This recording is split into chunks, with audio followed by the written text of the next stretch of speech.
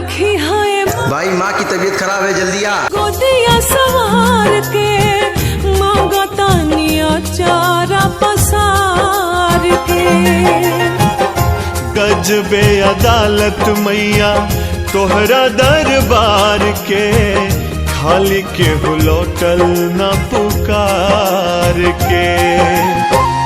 हमारा दुलारुआ के हमारी उमरिया लग जाओ दीना बरदानवा। और जी करिले माई पूजिले चरणवा, जुग जुग जिए मोरला